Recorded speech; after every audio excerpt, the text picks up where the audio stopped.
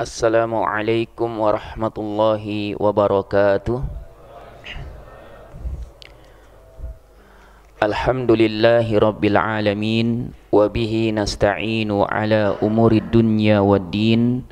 Wassalatu wassalamu ala ashrafil anbiya'i wal mursalin, Sayyidina wa habibina Muhammadin wa ala alihi wa sahbihi ajma'in. Subhanaka la ilma lana illa ma 'allamtana innaka antal alimul hakim. Rabbi shrah li sadri wa yassir li amri wahlul 'uqdatan min lisani yafqahu qawli. Amma ba'd.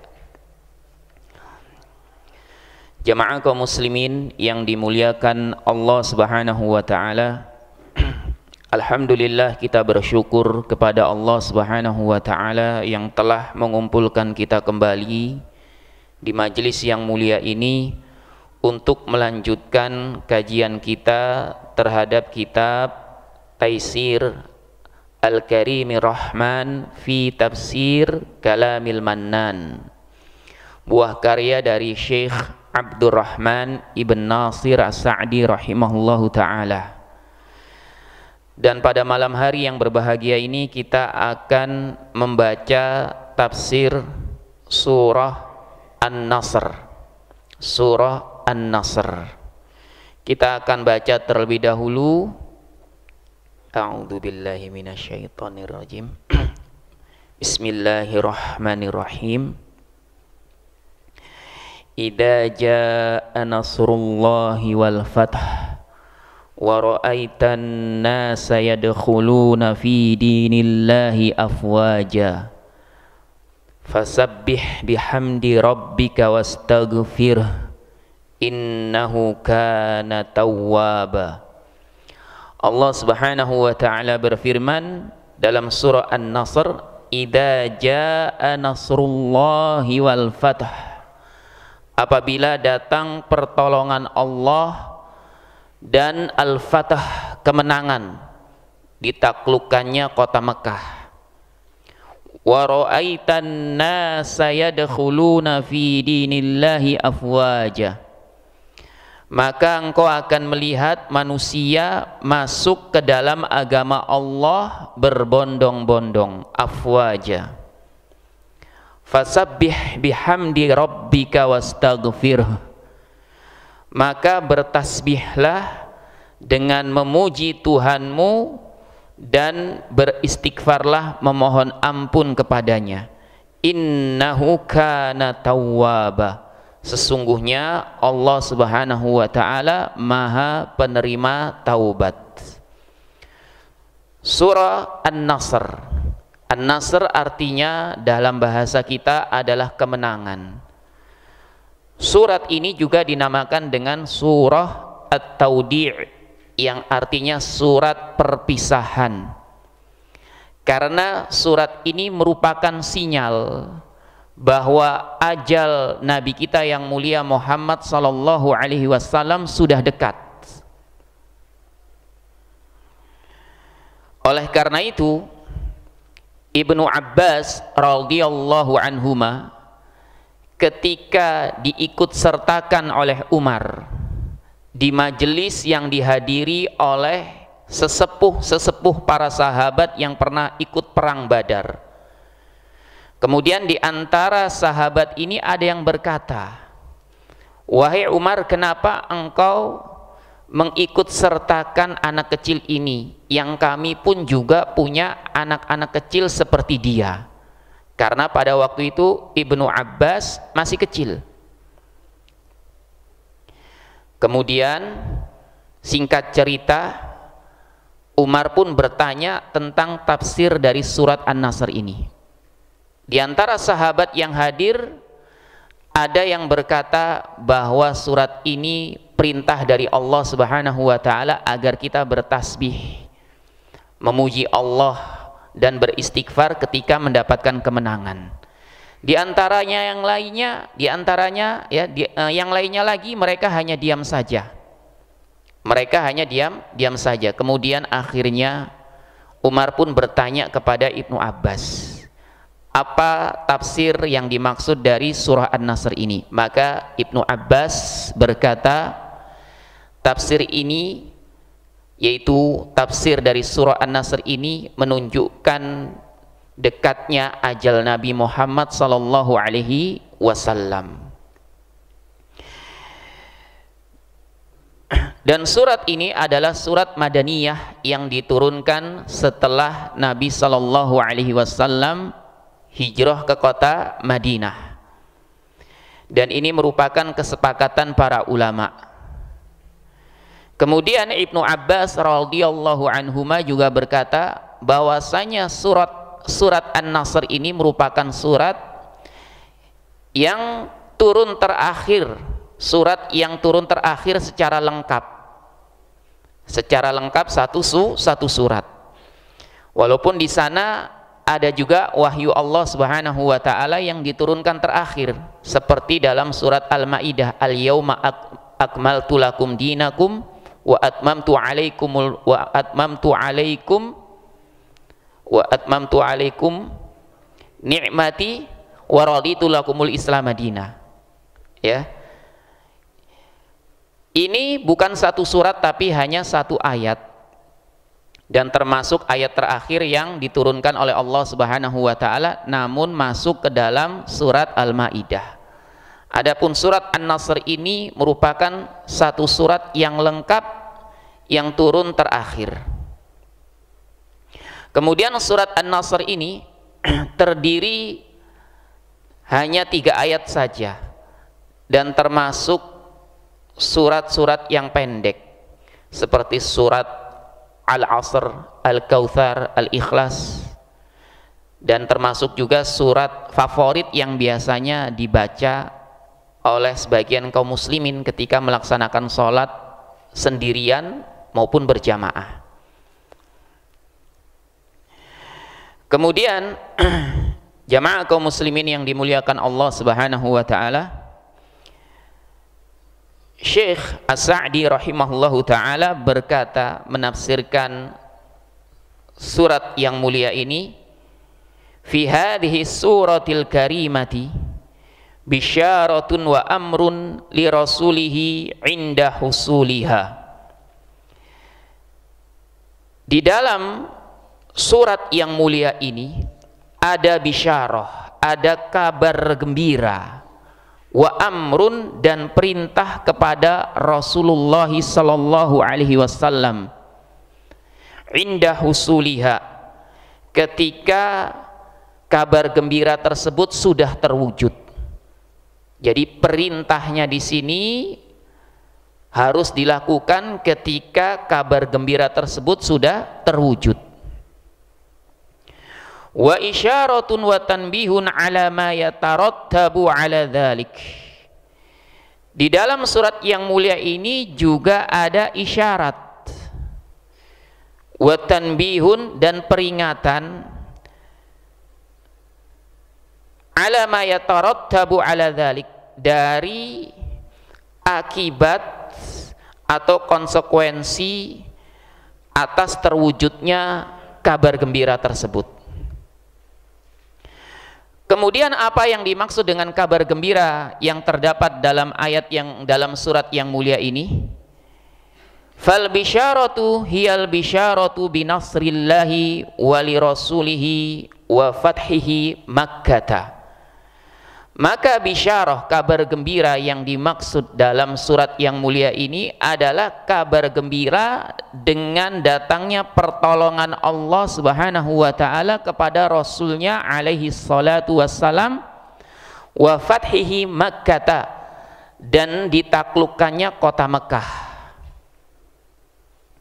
Sebagaimana yang terdapat dalam ayat pertama pada surat ini, idza jaa nasrullahi wal fath, apabila datang pertolongan Allah dan al-fath.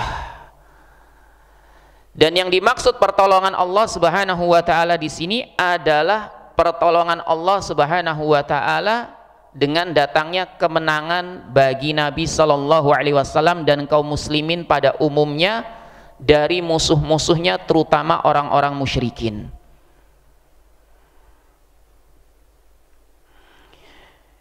Dan yang dimaksud dengan Al-Fatah dalam ayat yang mulia ini, mayoritas ulama mengatakan maksudnya adalah Fathul Mekkah, kemenangan ditaklukkannya kota Mekkah.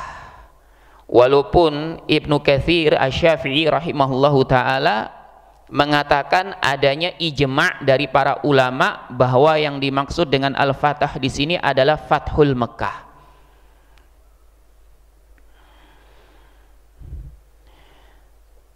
Dan ditaklukkannya kota Mekah ini sebenarnya termasuk pertolongan Allah Subhanahu wa taala.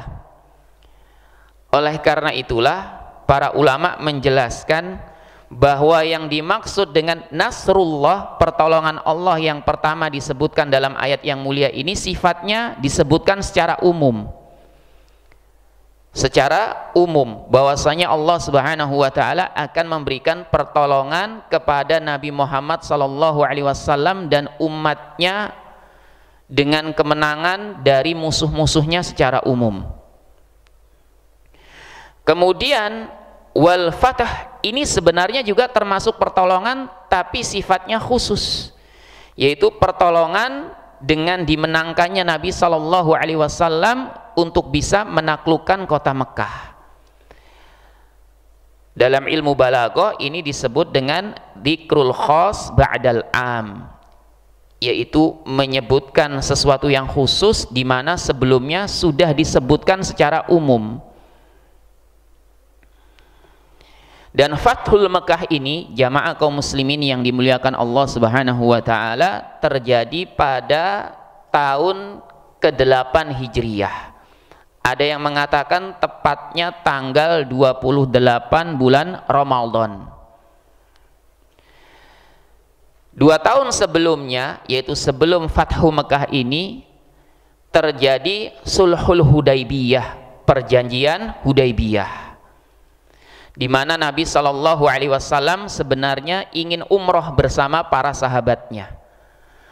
Akan tetapi ketika beliau sampai di sebuah tempat yang bernama Al-Hudaybiyah ini, yang sebenarnya adalah sebuah sumur yang jaraknya kurang lebih 22 km dari kota Mekah, dihalang-halangi oleh orang-orang kafir Quraisy,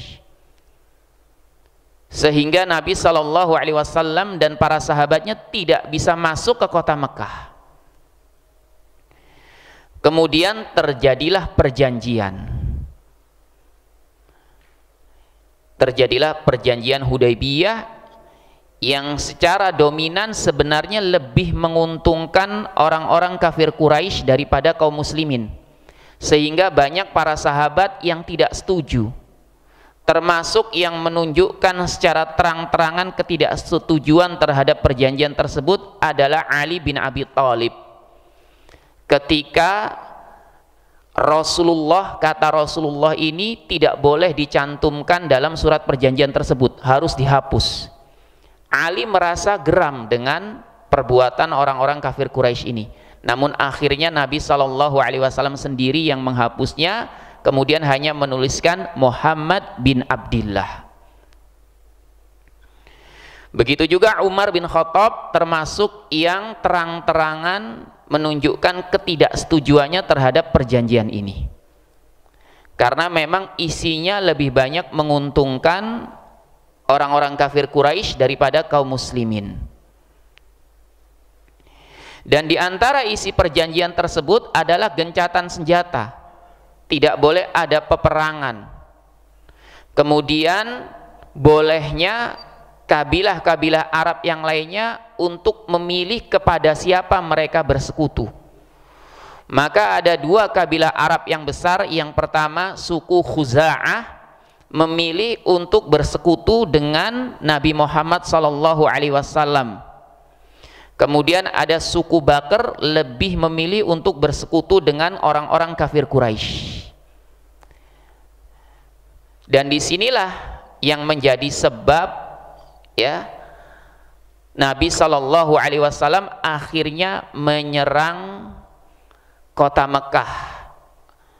yang di dalamnya ada orang-orang kafir Quraisy. Karena apa? Karena suku Bakar ini ternyata memanfaatkan kesempatan kelengahan dari suku Khuza'ah yang pada waktu itu sudah merasa nggak ada peperangan lagi. Padahal dua suku ini sebelumnya saling berperang dan tidak pernah berdamai. Maka suku Bakar ini pun menyerang suku Khuza'ah dengan bantuan peralatan perang dari orang-orang kafir Quraisy. Hingga sampailah kabar ini kepada Nabi Shallallahu Alaihi Wasallam dan kepada orang-orang kafir Quraisy. Mereka ketar-ketir hingga mengutus Abu Sufyan untuk menjumpai Nabi Shallallahu Alaihi Wasallam, memohon agar membuat perjanjian baru. Tapi Nabi Shallallahu Alaihi Wasallam tidak menghiraukannya. Kemudian Abu Sufyan yang pada waktu itu masih kafir akhirnya menemui Abu Bakar dan Umar. Abu Bakar dan Umar pun tidak menghiraukannya dan tidak memiliki solusi untuk kejadian ini. Kemudian Abu Sufyan menemui Ali bin Abi Thalib. Sebenarnya Ali bin Abi Thalib juga nggak punya solusi, tapi akhirnya Ali bin Abi Thalib berkata kepada Abu Sufyan, wahai Abu Sufyan, sesungguhnya engkau ini pemuka dari Bani Kinanah, suku Kinanah, maka cobalah minta bantuan kepada mereka. Kata Abu Sufyan, apakah kamu yakin bahwasanya ini merupakan solusi yang terbaik? Kata Ali, aku tidak yakin, tapi aku tidak memiliki solusi yang terbaik kecuali ini. Maka Abu Sufyan pun keluar dari masjid dan berkata, sesungguhnya aku telah mendapatkan perlindungan dari kaum muslimin, maka biarkanlah aku pergi. Dia pun pergi menuju kota Mekah. Namun Nabi Shallallahu Alaihi Wasallam tetap memerintahkan para sahabatnya agar mempersiapkan senjata mereka untuk menyerang kota Mekah, hingga para sahabat seluruhnya ikut serta yang pada waktu itu jumlahnya kurang lebih 10.000 orang, berbondong-bondong menuju kota Mekah. Dan Nabi Shallallahu Alaihi Wasallam berdoa kepada Allah Subhanahu Wa Taala agar orang-orang kafir Quraisy ini tidak melihat dan mendengar kabar ini sampai Nabi datang ke kota Mekah secara tiba-tiba. Dan benar ternyata kabar ini sama sekali tidak didengar oleh orang-orang kafir Quraisy. Kemudian singkat cerita, Nabi Shallallahu Alaihi Wasallam dan para sahabatnya berhasil memasuki kota Mekah. Ketika masuk ke kota Mekah, maka beliau pun berkata, siapa yang masuk ke dalam rumahnya dan menutup pintu rapat-rapat, maka dia selamat. Siapa yang masuk ke dalam rumahnya Abu Sufyan, maka dia selamat. Siapa yang masuk ke dalam masjid, maka dia selamat. Kemudian beliau pun tawaf mengelilingi Ka'bah dengan menunggangi untanya sembari menundukkan kepalanya, tanda bahwasanya beliau Shallallahu Alaihi Wasallam bersyukur kepada Allah Subhanahu Wa Taala, bersikap tawadhu, tidak ujub dengan hasil yang telah diperolehnya, dengan hasil yang telah diperolehnya terwujudnya penaklukan kota Mekah. Ketika beliau tawaf, beliau sembari merobohkan berhala-berhala yang ada di sekitar Ka'bah dengan busur yang beliau pegang. Jadi semuanya itu dirobohkan. Setelah itu beliau berkata kepada orang-orang kafir Quraisy, apa yang akan aku lakukan kepada kalian? Maka orang-orang kafir Quraisy ini berkata, khairan, kamu pasti akan melakukan kebaikan. Akhun karim, wahai saudara yang mulia, ibnu akhin karim, putra dari saudara yang mulia. Orang-orang kafir Quraisy memuji Nabi Shallallahu Alaihi Wasallam, padahal sebelumnya suka mencelanya, karena mereka sudah dalam keadaan tidak memiliki kekuatan apapun. Setelah itu Nabi Shallallahu Alaihi Wasallam berkata kepada orang-orang kafir Quraisy ini, idhabu fa antumut tulaqa, silahkan kalian pergi, kalian semua sudah bebas. Lihat bagaimana agungnya akhlak Nabi Sallallahu Alaihi Wasallam. Padahal beliau pada waktu itu dalam kondisi menguasai kota Mekah. Bisa saja beliau membalas dendam atas kematian pamannya ataupun sahabat-sahabatnya. Tapi tidak beliau lakukan, bahkan beliau membebaskan seluruh orang-orang kafir Quraisy yang ada di Mekah. Tidak ada satupun yang ditahan oleh Nabi Sallallahu Alaihi Wasallam. Nabi memberikan perlindungan kepada mereka dengan mengatakan siapa yang masuk rumahnya menutup rapat-rapat dia selamat. Siapa yang masuk rumah Abu Sufyan dia selamat. Siapa yang masuk masjid dia selamat. Mungkin kalau itu terjadi pada sebagian kita, udah habisin aja. Ya. Karena apa? Karena mumpung lagi berkuasa. Mumpung lagi berkuasa. Dan seperti inilah seharusnya akhlak seorang muslim. Untuk mudah memaafkan, mudah untuk memberikan uzur, mudah untuk memberikan kemudahan kepada saudaranya kaum muslimin. Dan yang dilakukan Nabi Sallallahu Alaihi Wasallam ini bukan kepada kaum muslimin, tapi kepada orang-orang kafir. Tapi beliau memaafkan mereka. Di riwayat yang lain Nabi Sallallahu Alaihi Wasallam berkata, aku akan ucapkan sebagaimana ucapan Yusuf kepada saudara-saudaranya. La tathriba alaikumul yaum yaghfirullahu lakum. Ya, kata Nabi Sallallahu Alaihi Wasallam, tidak ada cercaan pada hari ini bagi kalian. Lihat, tidak ada cercaan pada hari ini bagi kalian. Bagi siapa? Orang-orang kafir Quraisy. Padahal mereka ini bisa saja dicaci, dicerca, dihina oleh Nabi Sallallahu Alaihi Wasallam. Yaghfirullahu lakum, semoga Allah mengampuni kalian. Idhabu fa antumut tulaqa, silahkan pergi, kalian semua sudah bebas. Kemudian jamaah kaum muslimin yang dimuliakan Allah Subhanahu wa taala, bisyarah kabar gembira yang selanjutnya yang disebutkan di sini, wa dukhulin nasi fi dinillahi afwaja, yaitu masuknya manusia ke dalam agama Allah ini, agama Islam, afwaja jamaat, yaitu berbondong-bondong. Ya, berbondong-bondong.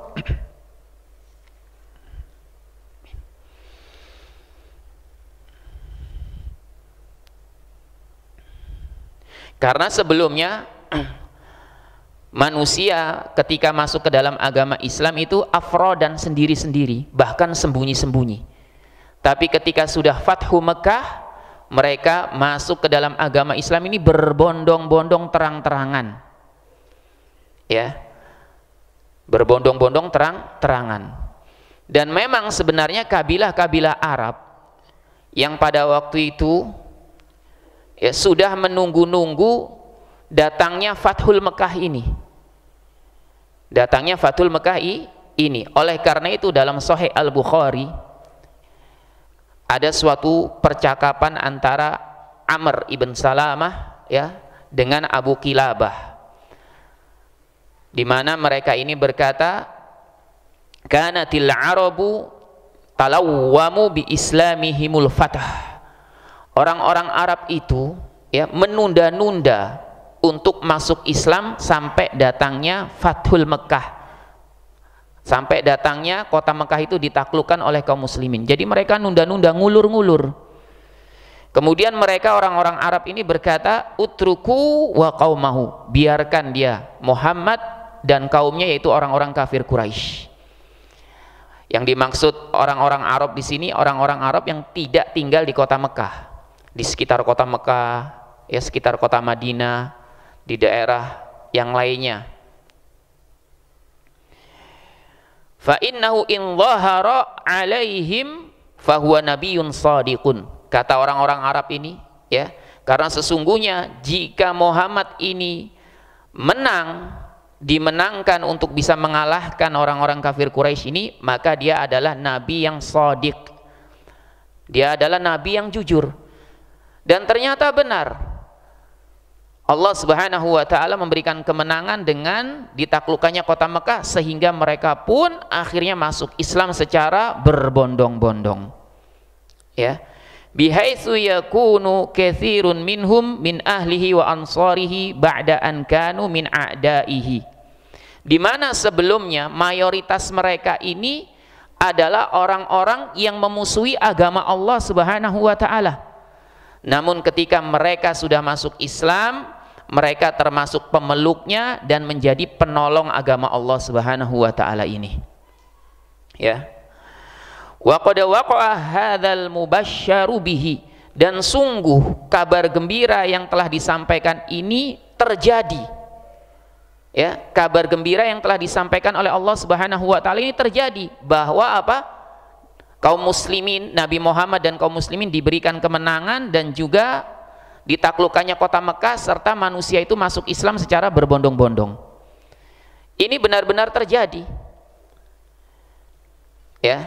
Karena dalam bahasa Arab itu kata idza kan di sini ayatnya idza ja. Kata idza itu untuk menunjukkan waktu yang akan datang dan pasti terjadi. Berbeda dengan in. Ya, in. Walaupun dalam bahasa Indonesia idza dan in diterjemahkannya itu sama. Apabila atau jika.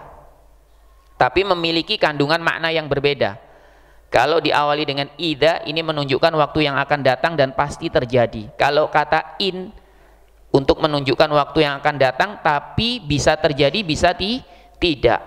Sebagaimana contohnya Allah Subhanahu wa taala berfirman, kutiba alaikum idza hadara ahadakumul mautu in taraka khairanil wasiyah.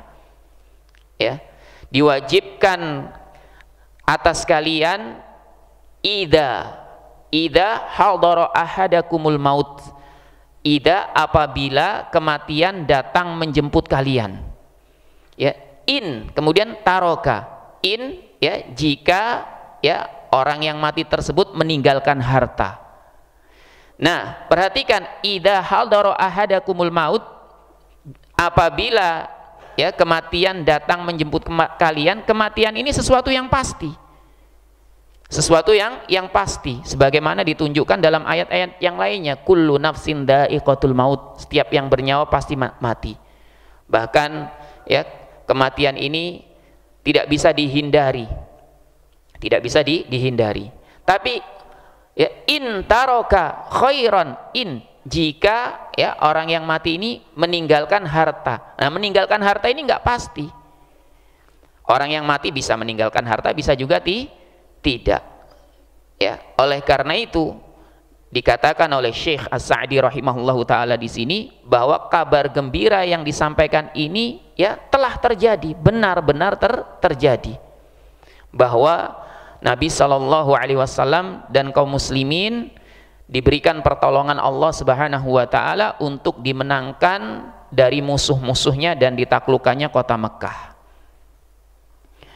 Wa ammal amru ba'da husulin nasr wal fathi fa umira rasuluhu an yashkura rabbahu ala dhalik wa yusabbiha bihamdihi wa yastaghfirahu. Adapun perintah, tadi kan sudah disebutkan di awal bahwa surat yang mulia ini berisi kabar gembira dan perintah. Ya. Kemudian perintah yang dimaksud itu apa? Di sini disebutkan ya, adapun perintah setelah terwujudnya kemenangan dan ditaklukkannya kota Mekah adalah perintah kepada Rasulullah sallallahu alaihi wasallam untuk bersyukur kepada Tuhannya atas kemenangan tersebut. Wa yusabbiha bihamdihi, ya, dengan bertasbih memuji Allah Subhanahu wa taala dan beristighfar memohon ampun kepadanya. Ya, memohon ampun kepada Allah Subhanahu wa taala. Dan di sini jamaah kaum muslimin yang dimuliakan Allah Subhanahu wa taala, ada pelajaran yang penting, bahwa ketika seorang hamba itu mendapatkan kemenangan, kesuksesan dalam suatu perkara, maka janganlah dia bersikap sombong, bangga diri dan ujub, karena semuanya itu diperoleh atas izin Allah, diperoleh karena pertolongan Allah dan taufik dari Allah Subhanahu wa taala. Ya. Maka dari itulah Nabi Shallallahu Alaihi Wasallam ketika tawaf memasuki kota Mekah kemudian tawaf, beliau sambil menundukkan kepalanya. Padahal beliau pada waktu itu sudah menjadi ya orang yang menguasai kota Mekah. Enggak yang kemudian, weh nih saya nih gitu kan, ayo semuanya pada hormat gitu ya. Tidak, tapi apa? Tapi beliau menundukkan kepalanya sebagai tanda ketawaduan dan untuk menghilangkan rasa ujub dan menyandarkan bahwasanya kemenangan yang diperoleh ini ya karena pertolongan dari Allah Subhanahu wa taala. Oleh karena itu beliau diperintahkan untuk bertasbih, mensucikan Allah Subhanahu wa taala dari segala kekurangan dan memujinya serta beristighfar, memohon ampun. Ya. Serta memohon ampun. Demikian juga kita ketika mendapatkan suatu kemenangan, suatu kesuksesan, hendaknya bertasbih, memuji Allah Subhanahu wa taala, beristighfar kepada Allah Subhanahu wa taala karena ini merupakan bentuk rasa syukur kepada Allah Subhanahu wa taala. Jangan sampai kemudian timbul sikap ujub, sombong terhadap kesuksesan dan kemenangan yang kita peroleh.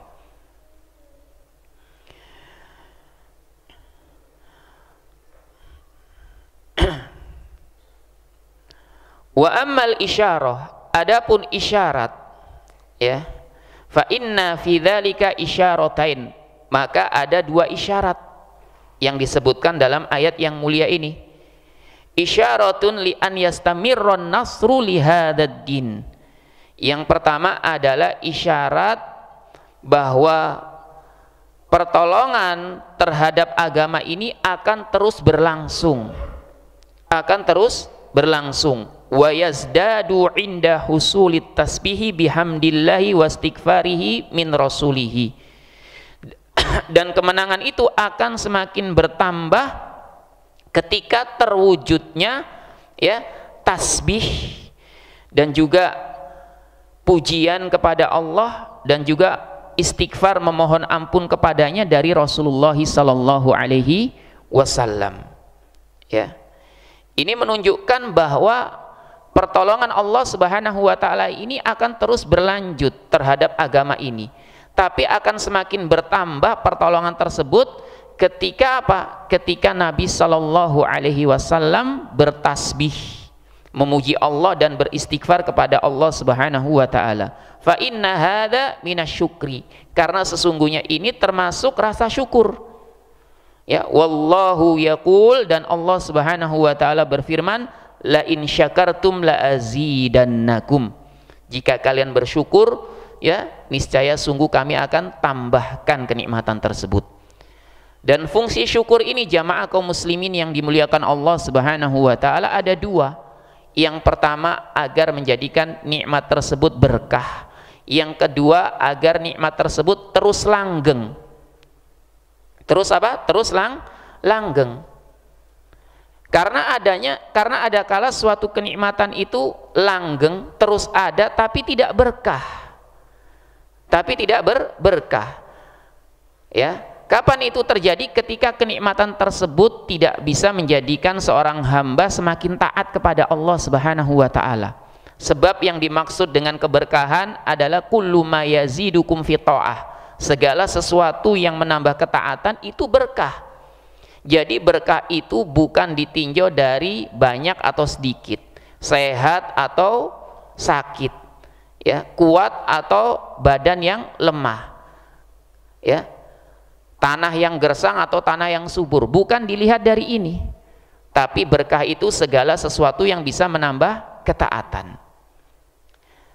Kalau misalkan sehat hanya dinilai afwan, ya, nikmat itu hanya dinilai dari banyak sedikit, maka orang-orang kafir juga banyak yang memiliki harta berlimpah, bahkan melebihi hartanya kaum muslimin. Tapi apakah berkah? Tidak berkah. Justru Allah Subhanahu wa taala ingin memberikan siksaan dengan hartanya tersebut agar semakin tenggelam dalam kesesatannya hingga mati di atas kekufuran. Oleh karena itulah Allah Subhanahu wa taala berfirman, la tu'jibuk Ya, Allah Subhanahu, sebentar.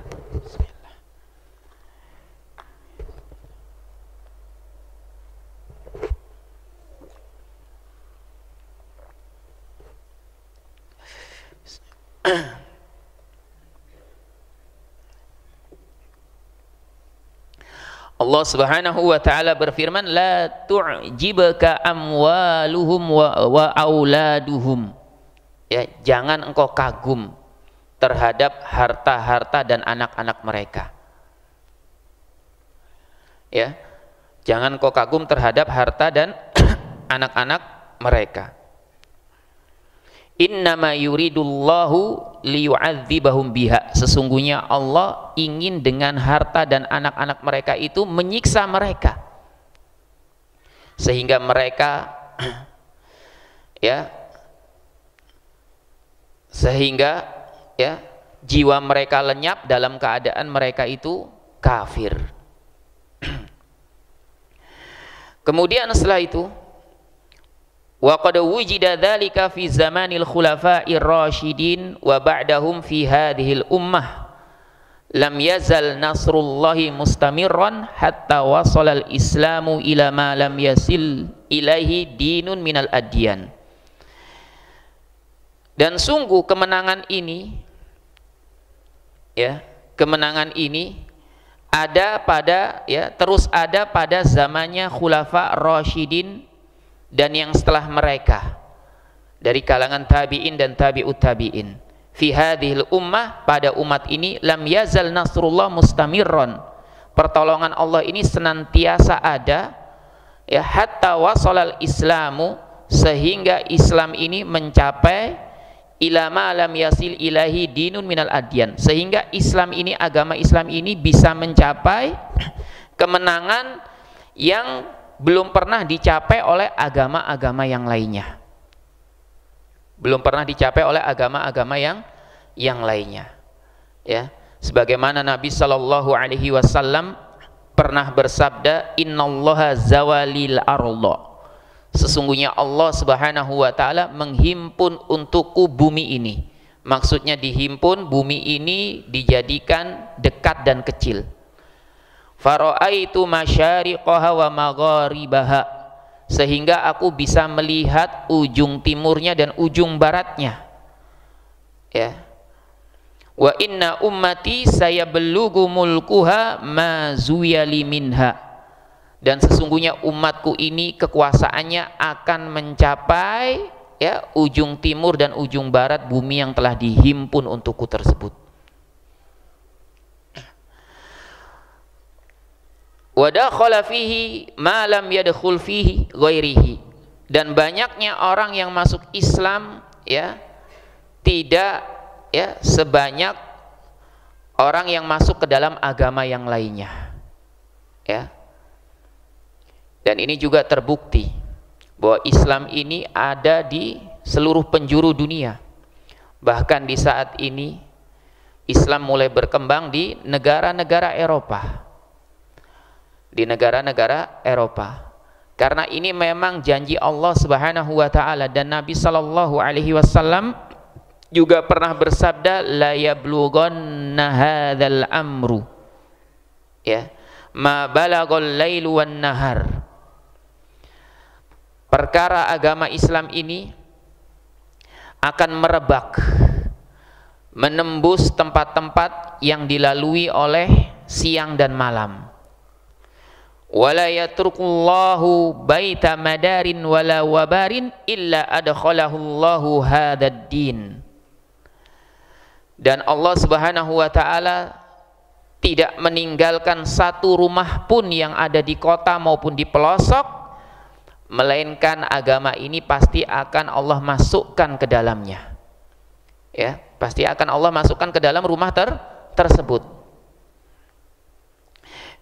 Bi'izzin azizin au bidhillin dhalilin, ya, dengan kemuliaan orang yang mulia maupun kehinaan orang yang hina. Izza yu'izzullah bihil islam wa dhullan yudhillullahu bihil kufr. Ya, maka yang mulia itu Allah muliakan dengan Islam, dan yang hina itu Allah hinakan dengan kekufuran. Ini menunjukkan bahwa agama Islam ini akan diterima oleh banyak manusia. Bahkan Nabi SAW mengabarkan tidaklah ada rumah di kota maupun pelosok melainkan akan dimasuki agama Islam, dan menunjukkan bahwa agama ini mansurun, agama ini pasti ditolong, bika au bigoirika, baik dengan sebab kita ataupun dengan sebab orang lain, pasti akan ditolong. Ya, maka orang yang mau mengamalkan agama ini, mereka adalah orang-orang yang telah menolong agama ini dan akan dimuliakan dengan agama yang mulia ini. Orang-orang yang nggak mau mengamalkan agama ini, maka mereka adalah orang-orang yang dihinakan dengan agama ini.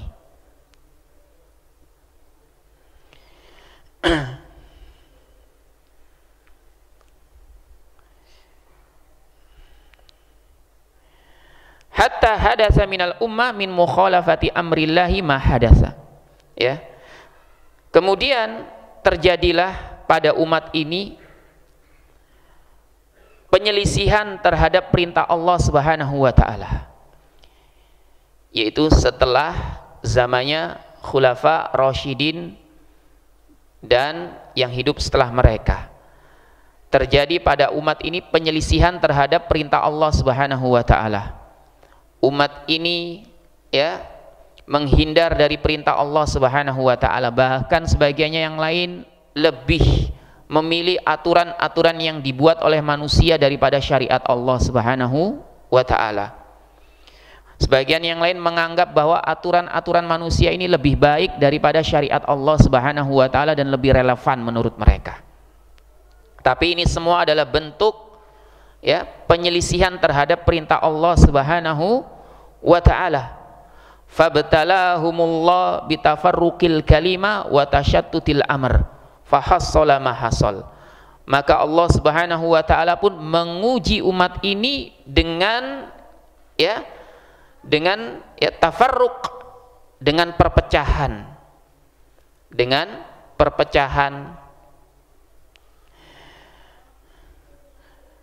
dan juga bercerai-berainya perkara mereka ini. Maka terjadilah apa yang terjadi, dan ini merupakan sunnatullah yang juga dikabarkan oleh Nabi SAW bahwa umat ini akan terpecah menjadi 72 atau 73 golongan.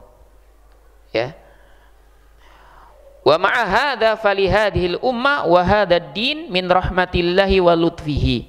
Meskipun demikian, umat dan agama ini masih memiliki rahmat kasih sayang dari Allah Subhanahu wa taala wa lutfihi, dan juga kelembutannya.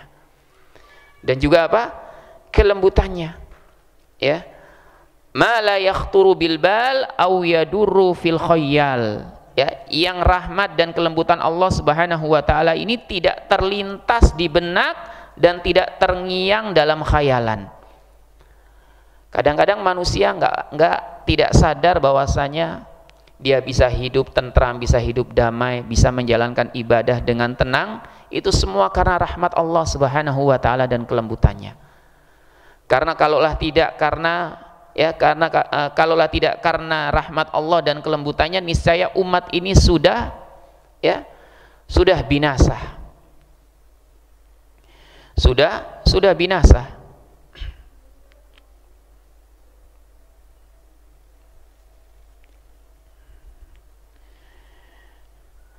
Wa ammal isyaratu tsaniyah, adapun isyarat yang kedua, fahiyal isyaratu ila anna ajala Rasulillah sallallahu alaihi wasallam qad qaruba wa dana. Adapun isyarat yang kedua ya adalah isyarat sinyal yang menunjukkan ajal Rasulullah sallallahu alaihi wasallam telah dekat.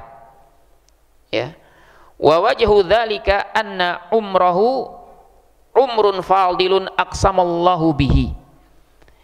Dan alasannya kenapa di dalam ayat yang surat yang mulia ini ada isyarat bahwasanya ajal Rasulullah sallallahu alaihi wasallam telah dekat, karena umurnya Nabi sallallahu alaihi wasallam ini umur yang mulia, umur yang istimewa, bahkan Allah Subhanahu wa taala bersumpah dengan umurnya.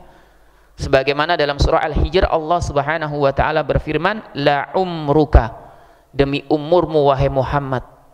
Menunjukkan umurnya Nabi ini umur yang mulia. Wa qad uhida annal umural fadila tukhtamu bil istighfar kas salati wal hajj wa ghairi dzalik. Dan sungguh diketahui bahwa perkara-perkara yang istimewa itu diakhiri dengan istighfar. Seperti sholat, habis sholat kita diperintahkan untuk istighfar. Seperti haji, setelah haji kita diperintahkan untuk istighfar. Dan lain-lainnya dari perkara-perkara yang istimewa. Dan umur Nabi, kehidupan Nabi ini kehidupan yang istimewa. Bahkan amalan perbuatan Nabi ini semuanya adalah perbuatan dan amalan yang istimewa.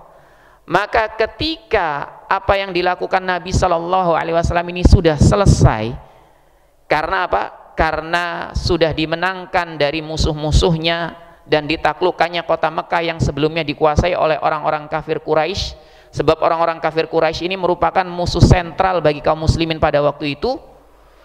Maka harus ditutup dengan sesuatu yang istimewa juga, yaitu apa? Istighfar, tasbih, memuji Allah Subhanahu wa taala. Ini semuanya perkara yang istimewa.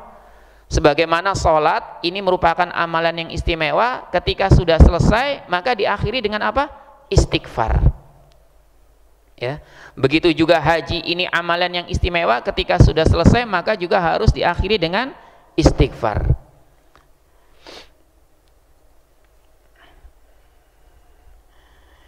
Fa amrullah li rasulihi bil hamdi wal istighfari fi hadhil hal isyaratun ila anna ajalahu qad intaha. Maka perintah Allah kepada Rasulnya dengan memujinya dan beristighfar dalam kondisi ini, yaitu dalam kondisi ketika sudah mendapatkan kemenangan, adalah isyarat bahwa ajalnya telah selesai. Isyarat bahwa ajalnya telah selesai. Ya. Falyasta'idda wa tahayya liliqa'i rabbih. Maka Nabi Shallallahu Alaihi Wasallam pun bersiap untuk berjumpa dengan Tuhannya, yaitu Allah Subhanahu wa taala.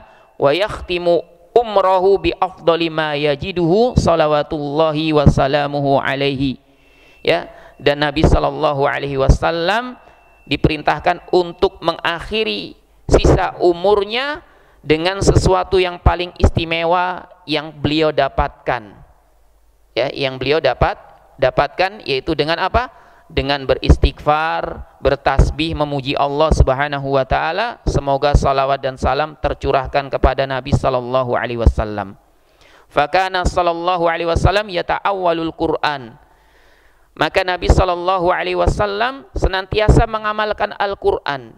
Wa yaqulu dzalika fi salatihi wa yukthiru an yaqula fi ruku'ihi wa sujudihi subhanaka Allahumma wa bihamdik Allahumma ighfirli. Ya, maka beliau senantiasa membaca istighfar, tasbih di dalam salatnya, memperbanyak mengucapkannya di dalam ruku' dan sujudnya. Subhanaka, maha suci engkau ya Allah, Allahumma bihamdik. Ya, ya Allah, ya, engkau maha terpuji, Allahumma gfirli, ya Allah ampunilah aku. Ya, ini sebenarnya merupakan isyarat dari hadis yang diriwayatkan oleh Aisyah radhiyallahu anha. Ketika surat yang mulia ini turun, maka Nabi sallallahu alaihi wasallam banyak, ya, mengucapkan dalam ruku' dan sujudnya subhanaka Allahumma wa bihamdika Allahumma gfirli. Nabi Shallallahu Alaihi Wasallam sering sekali mengucapkan doa ini dalam ruku dan sujudnya sampai beliau meninggal dunia. Ya, wa yata'awwalul Quran, dan ini sebagai bentuk pengamalan Nabi Shallallahu Alaihi Wasallam terhadap Al-Quran. Yang dimaksud di sini adalah surat terakhir atau ayat terakhir dalam surah An-Nasr, fasabbih bihamdi rabbika wastaghfir. Ya, wallahu taala a'lam. Mungkin ini saja yang bisa kami sampaikan. Kurang lebihnya kami mohon maaf. Subhanakallahumma wa bihamdik asyhadu an la ilaha illa anta astaghfiruka wa atubu ilaik. Wassalamualaikum warahmatullahi wabarakatuh.